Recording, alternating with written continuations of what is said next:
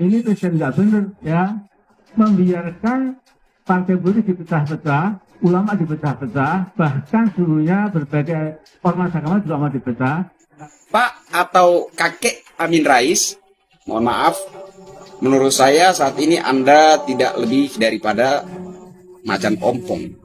Nah, dari 17 April sampai Oktober, itu nanti Pak Jokowi namanya Lincak Presiden bebek lumpuh. Hari-hari ini Pak Jokowi dikocok, berkeinginan katanya untuk 3 periode. Lah orang yang ngomong itu yang kepingin sebetulnya. Suatu saat siapa tahu dianya bisa jadi itu ingin 3 periode. Kalau memang untuk membuat gebrakan-gebrakan baru bagi bangsa dan negara ini dibutuhkan orang yang pikirannya itu dangkal, maka saya pikir kita patut berdoa kepada Yang Maha Kuasa agar kepada Indonesia ini diberikan sebanyak-banyaknya orang yang berpikiran dangkal. Daripada orang pintar seperti Pak Amin Rais yang nggak bisa berbuat banyak hal yang berarti bagi bangsa dan negara. Selain Amin Rais serang Jokowi, Megawati turun gunung dan pasang badan. Seperti yang kita sudah ketahui bersama bahwa dalam politik, politisi bisa menjadi kawan sekaligus menjadi lawan bagi politisi lain. Baik Megawati maupun Amin Rais sama-sama politisi, oleh sebab itu keduanya pernah jadi kawan, pernah juga jadi lawan, tergantung kepentingannya bagaimana. Pada tahun 1998 Amin Rais berkawan dengan Megawati konon atas dasar kesamaan cita-cita yaitu ingin menciptakan masyarakat yang adil dan makmur. Namun pada tahun 1999 saat PDIP menjadi partai pemenang pemilu, Amin Rais menginisiasi terbentuknya koalisi poros tengah dan mendukung Gus Dur jadi presiden pada Desember 2020. Amin Rais mulai tegas menarik dukungannya untuk Gus Dur. Sejak itu, Amin Rais mencoba mengalihkan dukungannya kepada Megawati. Amin Rais makin dekat dengan Megawati ketika PAN resmi mendukung Megawati pada April 2001, beberapa bulan sebelum sidang istimewa MPR yang melengsarkan Gus Dur digelar. Sejak saat itu sampai sekarang hubungan Megawati dan Amin Rais cenderung surut. Lebih-lebih ketika PDIP menjadi partai pemenang pemilu serta mengusung Jokowi menjadi capres 2014, Amin Rais adalah politisi yang paling benci kepada Jokowi. Mungkin karena merasa tersaingi, dia mungkin merasa lebih senior, dan sudah seharusnya dia yang lebih layak menjadi presiden.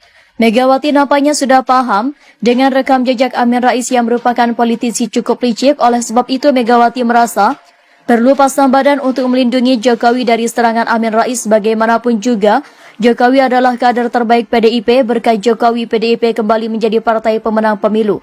Namun Megawati nampaknya cukup santai dan tidak gegabah dalam menghadapi Amin Rais. Jika serangan Amin Rais tidak terlalu membahayakan Jokowi, Megawati tidak akan keluar dan turun gunung. Tapi jika serangan Amin Rais cukup membahayakan Jokowi, Megawati akan keluar dan turun gunung sehingga pasang badan buat melindungi Jokowi dari serangan Amin Rais. Nampaknya serangan Amin Rais kali ini cukup membahayakan Jokowi sampai membuat Megawati turun gunung.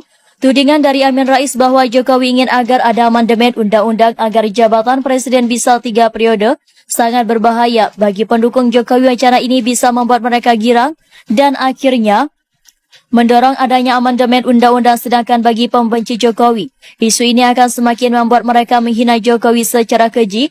Baik Jokowi, Megawati, PDIP tak pernah sekalipun mewacanakan amandemen undang-undang. Mereka akan berusaha keras untuk tidak mencoba mengotak-atik undang-undang. Jokowi berkali-kali menegaskan bahwa wacana amandemen undang-undang agar jabatan presiden bisa 3 periode sama saja menampar wajahnya karena dirasa serangan Amin Rais kali ini cukup berbahaya. Akhirnya Megawati turun gunung dan melakukan serangan balik ke Amin Rais. Megawati angkat bicara soal adanya tudingan Presiden Joko Widodo hendak menjabat 3 periode.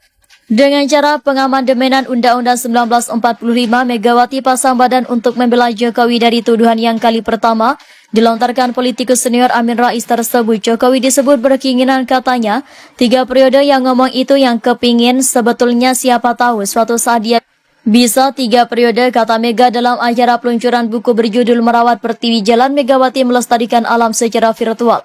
Rabu 24 Januari 2023, Mega menilai tudingan bahwa Jokowi menginginkan menjadi presiden 3 periode sama sekali tidak berdasar. Pasalnya, kata Mega, aturan main tentang periode kepemimpinan presiden sudah ada diatur dalam konstitusi.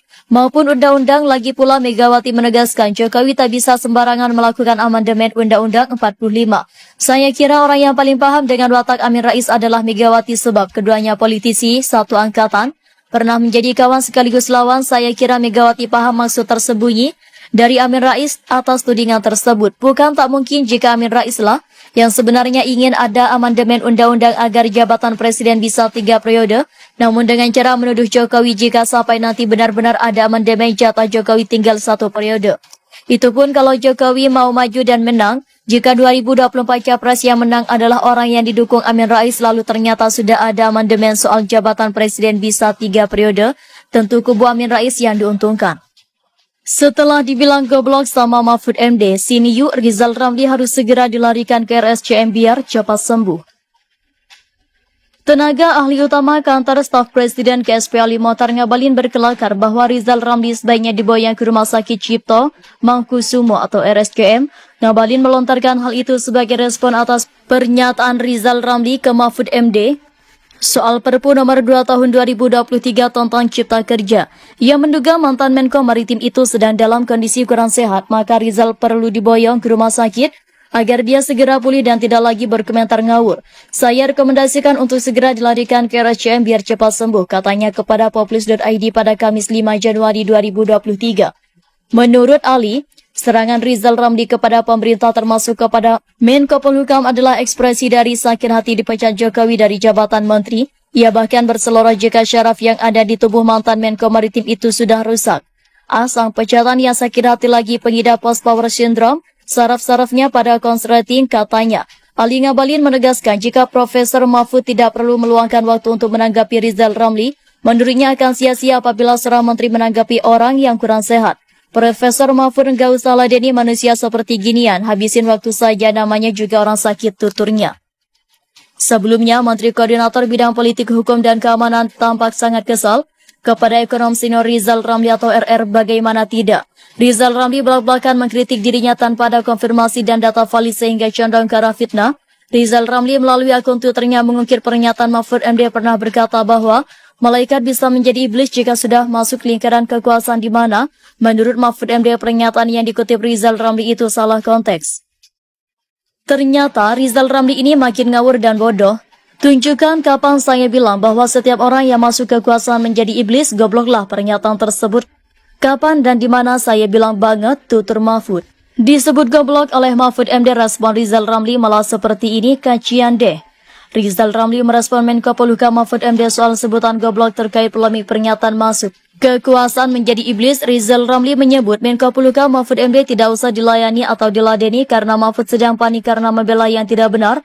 Kok tega sih bilang RR ngawur, goblok, tapi asik juga sih ketahuan situ emosi, kata Rizal Ramli.